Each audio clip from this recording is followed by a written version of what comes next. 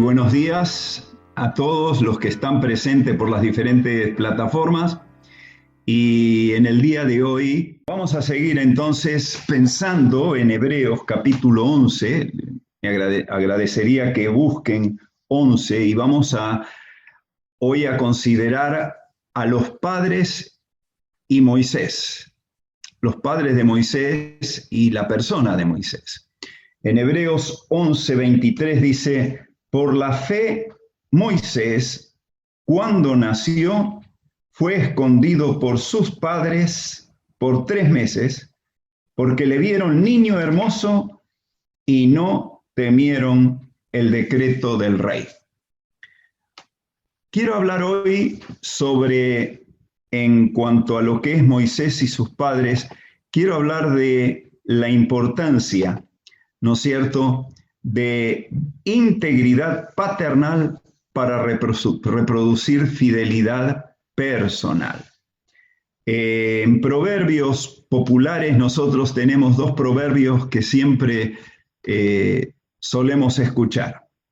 Uno de ellos es: hijo de tigre tenía que ser.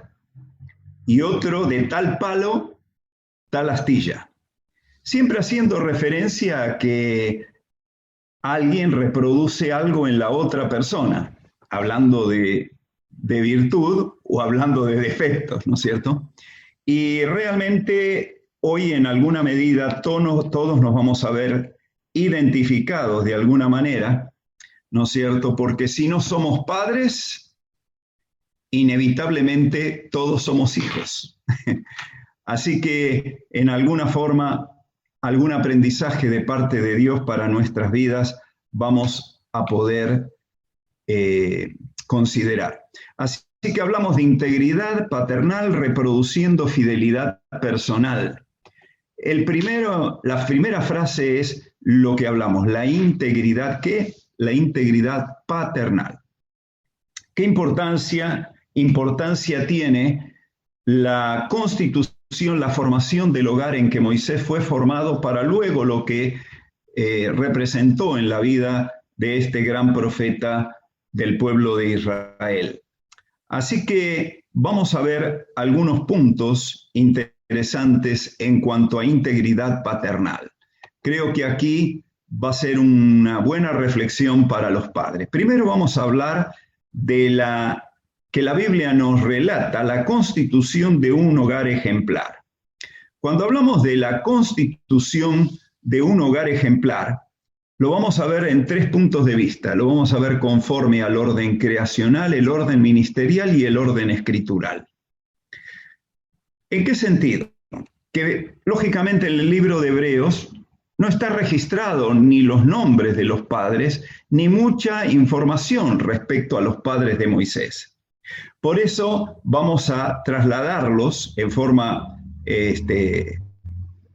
temporal, solamente a Éxodo capítulo 2, y vamos a hablar primero conforme al orden creacional. Los padres de Moisés conformaron un hogar conforme al orden de creación que Dios había establecido. Dice Éxodo 2:1, me llamó mucho la atención porque hace un énfasis especial. Dice: un varón de la familia de Leví fue y tomó por mujer a una hija de Leví. Así que habla de varón y habla de mujer. Se especifican solo 2 cosas aquí en este texto, allí en Éxodo. Primero, que eran varón y mujer, y segundo, que pertenecían a una descendencia de alguien en particular que hemos de mencionar después. Pero me quiero detener justamente en varón y mujer. Dice Génesis 1:27, por eso tenemos nuestras convicciones escriturales, porque es parte del orden creacional de Dios.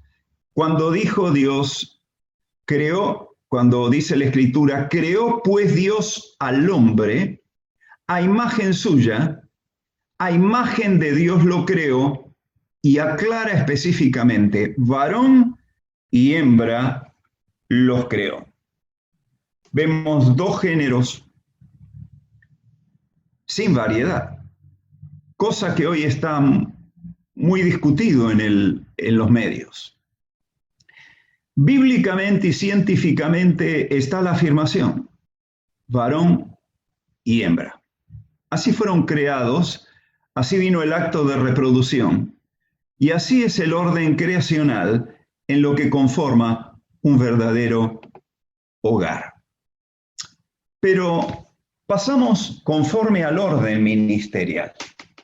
¿Por qué? Porque los nombres de los padres de Moisés no son citados en el capítulo 2 del libro de Éxodo que habíamos mencionado, porque solamente dice un varón de la familia de Leví fue y tomó por mujer a una hija de Leví. Así que Dios aquí lo que enfatizaba o se proponía era, en la inspiración escritural de parte divina, era dar un sentido de pertenencia a estas dos personas que luego conformaron el hogar y fueron los padres de Moisés. Eran de la tribu de Leví y por ambos padres se torna esencial para una comprensión y también la formación posterior de lo que fuera el sacerdocio levítico. De allí vinieron los levitas, aquellos que estaban dedicados y consagrados realmente al servicio del templo, del tabernáculo y luego del templo. Y así los levitas estaban encargados de un servicio particular y ministerial para con Dios en el tiempo futuro. Así que el énfasis aquí era de la tribu de Leví. Cuando llegamos al libro de Números, lo coloco allí para aquellos que lo quieran leer, dice que Dios estableció el sacerdocio levítico. Y dice, y he tomado a los levitas en lugar de todos los primogénitos de los hijos de Israel, y yo he dado en don los levitas a Aarón y a sus hijos de entre los hijos de Israel, para que ejerzan el ministerio de los hijos de Israel en el tabernáculo de reunión y reconcilien a los hijos de Israel para que no haya plaga en los hijos de Israel al acercarse los hijos de Israel al santuario. Así que ahí ha sido constituido un sacerdocio en beneficio de los hijos de Israel. Lo repite en forma permanente, ¿no es cierto? Y cuando llegamos al conforme al orden escritural, tenemos lo que nosotros leemos en Éxodo capítulo 6, versículo 20, donde sí aparecen los nombres de los padres de Moisés. Éxodo 6:20 dice, y Amram tomó por mujer a Jocabet, su tía, ¿escucharon? Su tía, la cual dio a luz a Aarón y a Moisés, y los años de la vida de Amram fueron 137 años. Así que aparecen aquí los nombres, y es interesante porque aparecen los hijos varones como costumbre hebrea por la influencia del orden patriarcal, ¿no es cierto? La familia completa la encontramos en otro libro del Pentateuco, en las Escrituras. Y realmente fue resultado de un censo que se hizo. Eso es el número 2659 cuando dice, la mujer de Amram se llamó Jocabet, hija de Leví, que le nació a Leví en Egipto. Esta dio a luz a Amram, de Amram a Aarón, a Moisés y a María, su hermana. Aquí están los tres hijos de los padres de Moisés. Es interesante, ¿no es cierto? Porque aquí sí aparece, primero aparece Aarón, porque era el primogénito, el mayor, y aunque María era mayor que Moisés, es colocada detrás porque siempre daban prioridad a los varones. Los nombres, como dijimos, siempre tienen un significado, y Amram significa pueblo elevado, y Jocabed, glorificada de Jehová. Una familia conforme realmente a un orden creacional, un orden ministerial y un orden escritural. Era una familia que Dios aprobaba. Alguien me dice, pero me llama la atención porque dice que se casó con la tía. ¿Cómo es posible?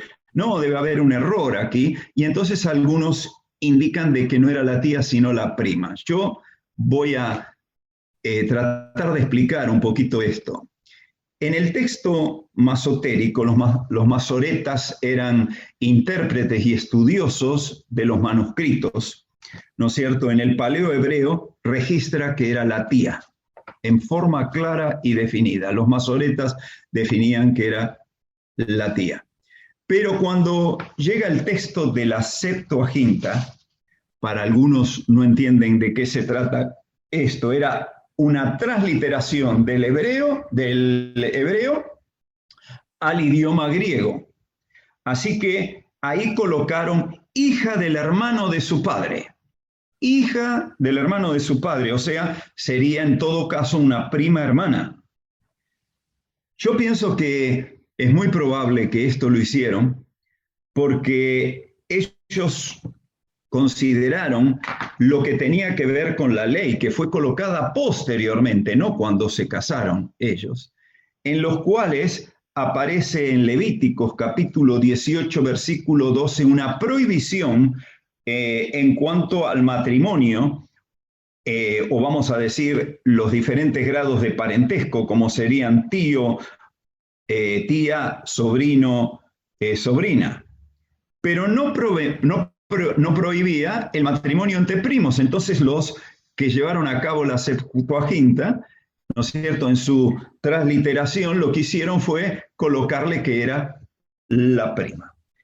Pero no nos podemos olvidar de que cuando ellos se casaron todavía la ley no había sido establecida, así que no había ningún acto pecaminoso en el acto de matrimonio. Inclusive sabemos que la generación inicial de Adán y Eva se constituyó a través de sus hijos y de sus hijas, y así fue la reproducción de la humanidad. Ahora, hay un tercer texto. Este fue algo contundente porque se llama el texto de Gueniza del Cairo. Y es interesante porque el texto de Gueniza está guardado allí en Cambridge, ¿no es cierto? Y es parte de los manuscritos que se hallaron en el Mar Muerto. Y les voy a contar lo que ese texto de Gueniza del Cairo decía. Leví, que sería el abuelo de Amram, fue entonces, dice así, literal, fue entonces que Amram tomó por mujer a mi hija, o sea, es el padre diciendo, fue entonces que Amram tomó por mujer a mi hija Jocabed, en vida mía, dice el padre, durante el 94 años de mi vida. Él y Jocabed nacieron el mismo día. Qué interesante, ¿no? Así que la tía, ¿no es cierto?, y Moisés nacieron el mismo día, no había diferencia de edades. Y tenían la misma edad, nacieron el mismo día. Un sobrino podría llegar a tener la misma edad de su tía o de sus tíos, nacido mucho después que su propio padre o madre. Así que Leví especificó en ese manuscrito, el abuelo precisamente, que tuvo 4 hijos. Dice 3 varones y una mujer. Gerson, Coat, Merari, y aclara la regalona de Jocabed. Amram era hijo de Coat y por lo tanto nieto de Leví y sobrino de Jocabed, la regalona de Leví. Así está escrito. Por lo tanto, este manuscrito confirmó lo del texto masotérico, ¿no es cierto?, y lo que los manuscritos originales decían. La tradición hebrea considera que Amram se casó con su tía, Jocabed, para los que tenían algún interrogante. Pero no solo es la constitución de un hogar ejemplar, sino la convicción de un hogar ejemplar. Los padres de Moisés fueron padres con convicción. Primero tuvieron una decisión de fe crucial, porque justamente dice el texto 23, por la fe Moisés cuando nació fue escondido por sus padres por 3 meses, porque le vieron niño hermoso y no temieron el decreto del rey. Confiaban en una decisión de fe crucial que Dios podía proteger a su hijo. Y hubo una formación de fe esencial. Un bebé, yo quiero detenerme acá, y fue un bebé que abrió los ojos en un mundo realmente muy difícil en aquel momento. Era un mundo hostil para las criaturas. Pertenecían a una raza que en ese momento estaban esclavas, sometidas y oprimidas. Era el pueblo de Israel. Y había un decreto de muerte sobre las criaturas. Creo que no dista mucho en algunos aspectos de lo que está sucediendo en nuestro presente. Solo Moisés tenía algo a favor. Era hijo de unos padres con convicción creyentes. De convicción. Decisión que tomaron no en forma por instintiva obligación, sino por una estimativa convicción que tenían en el Dios verdadero y en la protección de su hijo. ¿Cuál fue el propósito de ellos? Primero, protegerlo, por eso lo escondieron.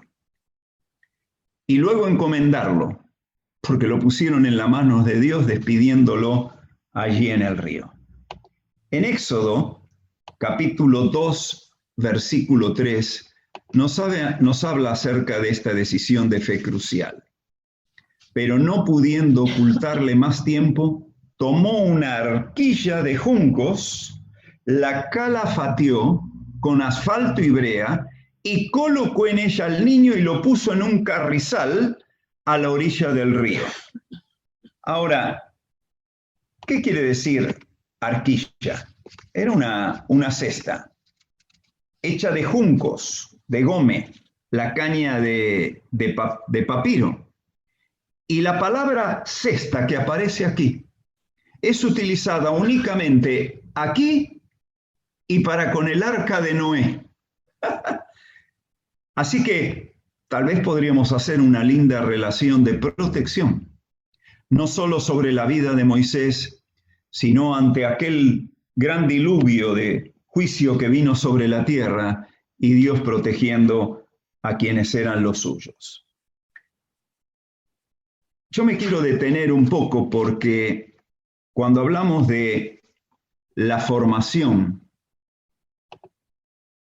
de la fe esencial, vamos a entender en el pasaje esto. Cuando abrió, vio al niño y aquí que el niño lloraba.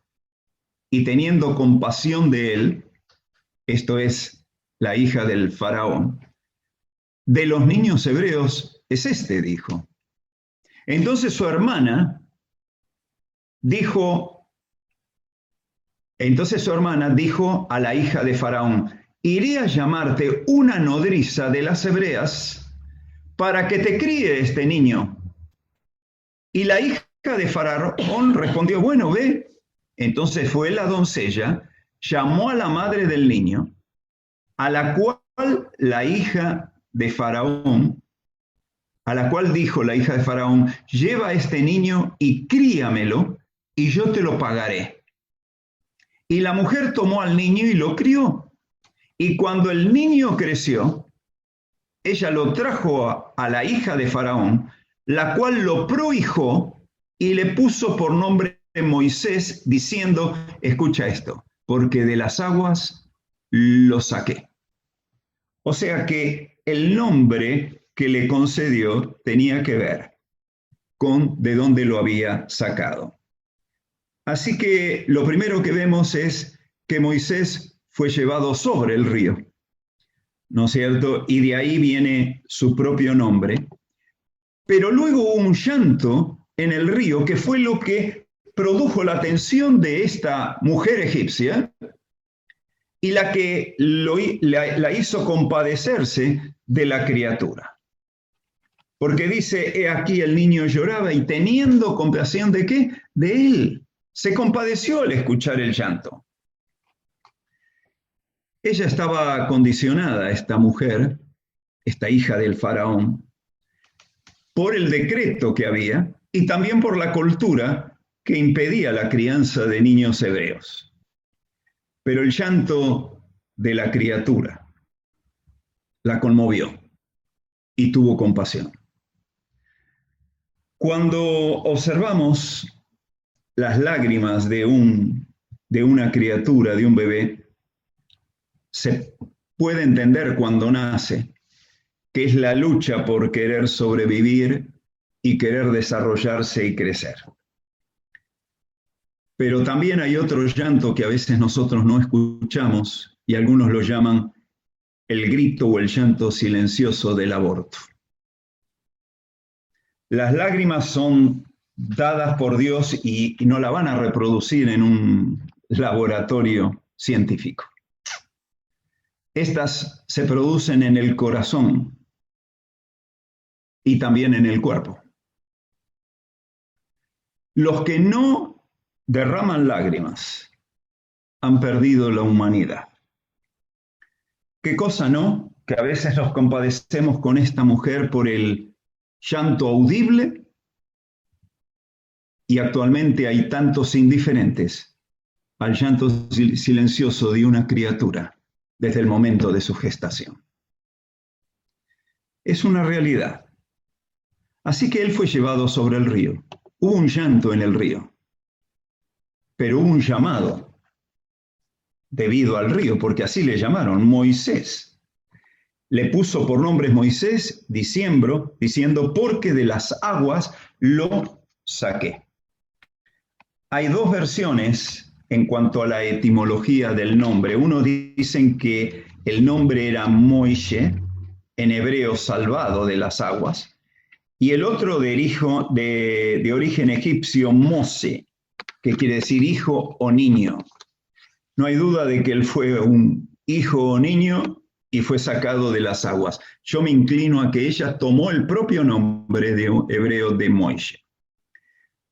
Hay peligro de una predicación a veces, ¿no es cierto?, en cuanto a lo que tiene que ver con... permítanme solamente una aclaración. Hay un sentido de comunicación de un hogar ejemplar. ¿Por qué? Porque no solo hubo constitución de un hogar ejemplar, convicción en ese hogar, sino que también hubo comunicación. Moisés recibió información escritural y espiritual de parte de sus padres, especialmente de su madre, mientras la propia hija del faraón, ¿no es cierto?, le hizo llegar, lo entregó en manos de su propia madre. La mujer tomó al niño, lo crió y cuando el niño creció, ella lo trajo a la hija de faraón. La formación de aquella criatura que nunca olvidó las verdades personales. Así que esta es la verdad. Ahora vamos a pasar al otro aspecto. Hemos hablado de la integridad paternal, hemos hablado de los padres, pero decimos que lo que se reproduce es realmente fidelidad personal. Los actos de fe paternos de Moisés quedaron registrados en el Salón de los Héroes de la Fe de Hebreos capítulo 11. Pero el énfasis se colocó sobre el gran profeta, Moisés.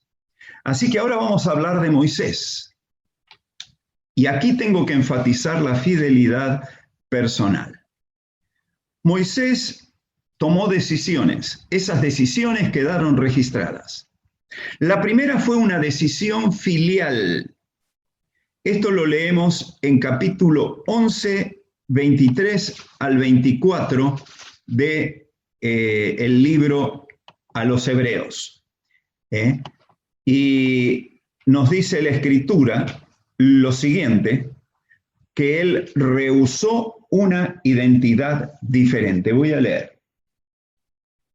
24. Por la fe Moisés, hecho ya grande, rehusó llamarse hijo de la hija de Faraón, rehusó la identidad diferente.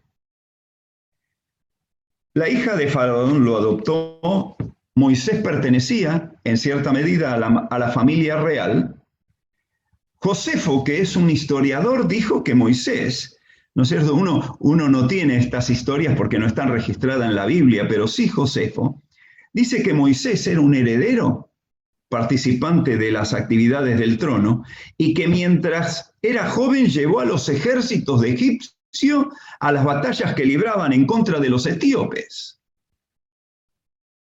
Y en Hechos, capítulo 7, 22, solamente lo voy a mencionar, dice, fue enseñado Moisés en toda la sabiduría de los egipcios y era poderoso en palabras y en obras. O sea que era alguien sobresaliente en el imperio egipcio.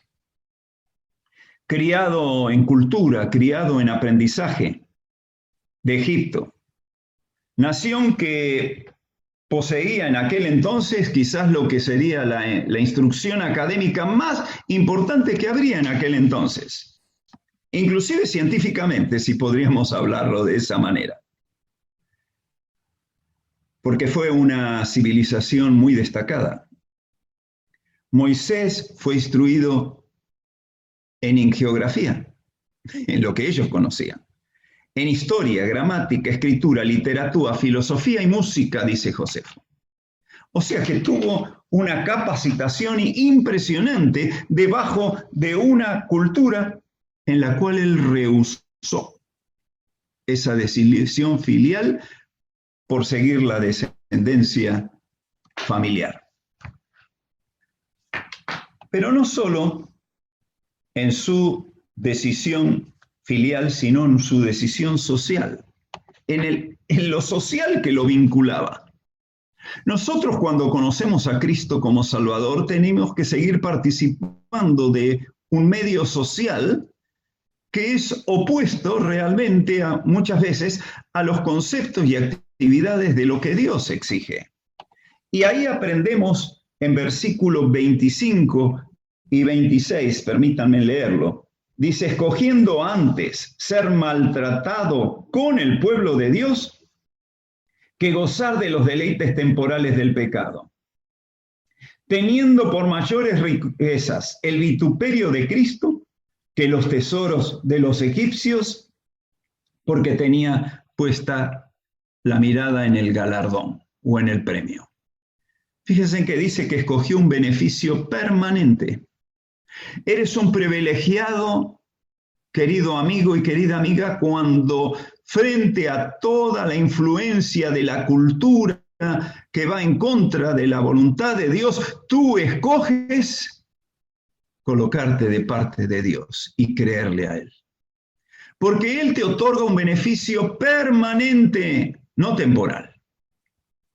Y Él descubrió el tesoro adecuado, porque dice el versículo 26, dice, teniendo por mayores riquezas que los tesoros de los egipcios.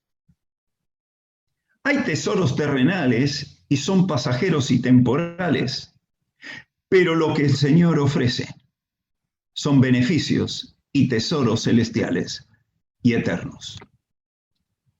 Una decisión filial, una decisión social, pero también Moisés tomó una decisión espiritual. Eso lo vemos en el capítulo 11, versículo 27 y 28, si me permiten leer. Dice, por la fe, escuchen, por la fe dejó Egipto, no temiendo la ira del rey, porque se sostuvo como viendo al invisible. Esto es una actitud de fe espiritual, de confianza plena a aquel a cual él se dedicó, se consagró.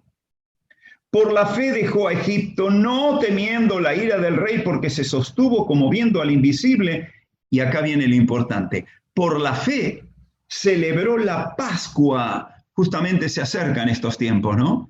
Los tiempos de la Pascua. Para el pueblo de Israel también. Va a recordar justamente esta historia cuando, estando esclavos allí en Egipto, fueron librados por la mano poderosa de Dios a través de su profeta Moisés. Por la fe celebró la Pascua y la aspersión de la sangre que tenían que colocar en los dinteles de la puerta para que cuando pasara el ángel de la muerte no tocara a los primogénitos egipcios. Para que el que destruía a los primogénitos no los tocase. ¿A quién? A ellos. Abandonó la esclavitud. Tal vez tú nos estás escuchando y tú dices, bueno, gracias a Dios yo no soy un esclavo. La Biblia dice que sí. Cuando no conocemos a Cristo como Salvador personal, somos esclavos del pecado. Porque la paga del pecado es la muerte y la separación eterna de Dios. Y es esclavitud. Sometido no solo a los deseos internos que no podemos controlar y dominar, sino también por la condenación que pesa sobre el estado pecaminoso de ese individuo. Es esclavitud. Pero ¿sabes qué? Obedeció a Dios y celebró la Pascua. Confió en que la sangre que iba a ser colocada en los dinteles iban a librar a los hijos de los hebreos como realmente sucedió, mientras que los hijos primogénitos de los egipcios murieron. La condenación sobre aquellos pesaba, pero ellos siendo esclavos alcanzaron liberación y alcanzaron la vida y protección de parte del Altísimo. ¡Qué bárbaro!, ¿no? Te hago una pregunta.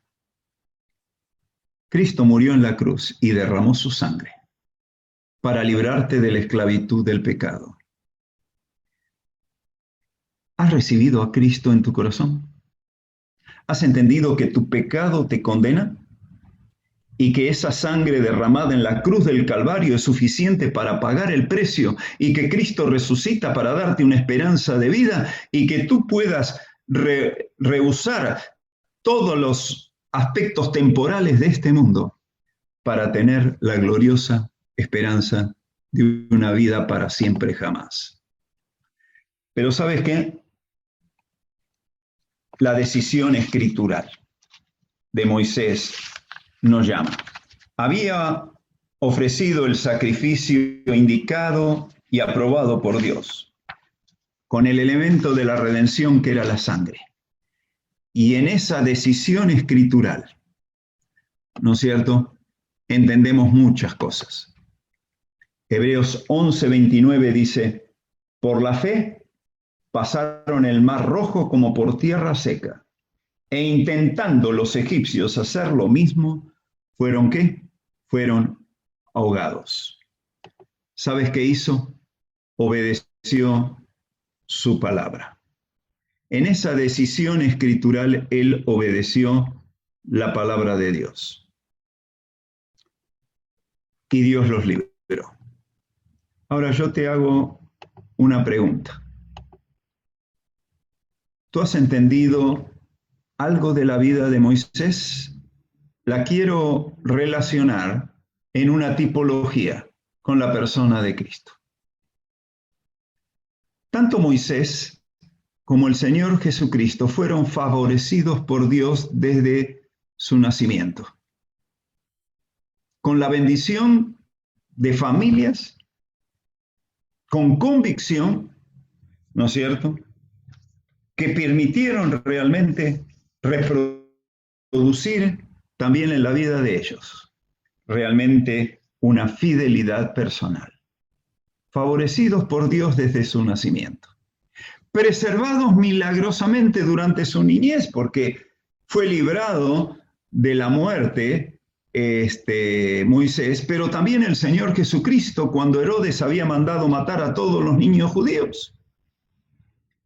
Los dos, cita la Escritura, que fueron poderosos en obras y en palabras, como dijo Josefo también. Los dos ofrecieron libertad para el pueblo de Israel conforme a las Escrituras. Uno librándolo simplemente de Egipto, haciéndolo pasar por el Mar Rojo en su dependencia de fe, de la protección divina. El otro ofreciendo su propia vida conforme a las Escrituras. Los dos fueron rechazados por despecho, porque cuando Moisés defendió a uno de sus propios hermanos, ¿no es cierto? Le dijeron, ¿quién te ha puesto a ti por príncipe de nosotros? ¿No es cierto? Y él, siendo de la propia nación, después tiene que huir. El Señor Jesucristo a lo suyo vino y los suyos no le recibieron. Pero sí hubo quienes le recibieron y creyeron en su nombre y fueron constituidos hijos de Dios. Los dos fueron rechazados en sus derechos de ser príncipe y jueces sobre Israel. Pero habrá un día en que el Señor Jesucristo, por parte de Dios, será establecido como Dios, como autoridad, como rey y como juez sobre Israel y sobre todas las naciones de la tierra. Quiero culminar con esto. Cuando vemos a Moisés y vemos a sus padres, tenemos que entender ese concepto. La integridad paternal es muy importante. ¿Por qué? Porque por la constitución de un hogar ejemplar, por la convicción de un hogar y por la comunicación de un hogar ejemplar. A veces no se dan estas condiciones. Y aún así Dios en su misericordia toca vidas en forma personal y le permite que haya fidelidad personal en el individuo. Pero como padres tenemos una gran obligación de formar la vida de aquellos. Eso no garantiza que alguno de nuestros hijos no vaya a tener una fidelidad personal. No lo garantiza. La Escritura tuvo a Adán y Eva, fueron pecadores como lo somos nosotros, y formaron a sus hijos enseñándole las mismas verdades del Dios que los había creado, inclusive cómo ofrecer sacrificios. Y ya en el comienzo vemos uno que tiene fidelidad personal a la instrucción, Abel, y un Caín que ya termina queriendo ofrecer un sacrificio diferente al que Dios había establecido. En esa fidelidad personal, vemos en Moisés una decisión filial. Cuando alguien llega a conocer la verdad, va a rehusar cualquier identidad diferente, porque podemos ser hijos de Dios o hijos del diablo según las Escrituras. Hijos de vuestro padre el diablo sois, y los deseos de vuestro padre queréis hacer, dijo el Señor a aquellos que no creían en él. Una decisión social escogió ese beneficio permanente, ese tesoro adecuado que realmente es eternal. Espero que seamos sabios en las decisiones que tomamos. Una decisión espiritual, porque él abandona la esclavitud en aquel lugar en que estaba y obedece a Dios. ¿Cómo me gustaría que hoy, ahí a solas, en tu corazón, tú digas, Señor, quiero abandonar la esclavitud del pecado que me controla? No importa si en el área de inmoralidad, no importa si en el área de vicios, no importa si es en el área de violencia, no importa si es en el área de filosofías, de idolatría sobre ídolos vanos, y colocar tu fe, obedeciendo a Dios, en la persona que Él envió para salvarte, la persona del Señor Jesucristo, el cual ocupó tu lugar y el mío, se ofreció y derramó la sangre para limpieza de nuestros pecados. Al tercer día resucita para darnos la esperanza de ese beneficio permanente. Y detrás de esa decisión espiritual tenemos la decisión escritural, la obediencia a la palabra de Dios. Por eso estudiamos la palabra de Dios. Por eso gastamos tiempo en este precioso libro que es las Escrituras Sagradas. Y confiamos. Y cuando estudiamos en Hebreos capítulo 11, vemos que son personas que confiaron en la persona y en la palabra divina. Espero que ese sea tu mismo sentir también en este día. Que el Señor nos bendiga. Bueno, gracias Manolo por la palabra compartida y también mandamos un saludo a los que están o van a ver dentro de un ratito esto por YouTube. Y así nos despedimos deseándoles que tengan, a los que nos ven por internet, una excelente semana y se contacten con la iglesia para lo que necesiten, las inquietudes que tengan, las actividades que seguramente vamos a reiniciar la semana que viene, que se contacten. Así que que Dios los bendiga, que tengan una excelente semana.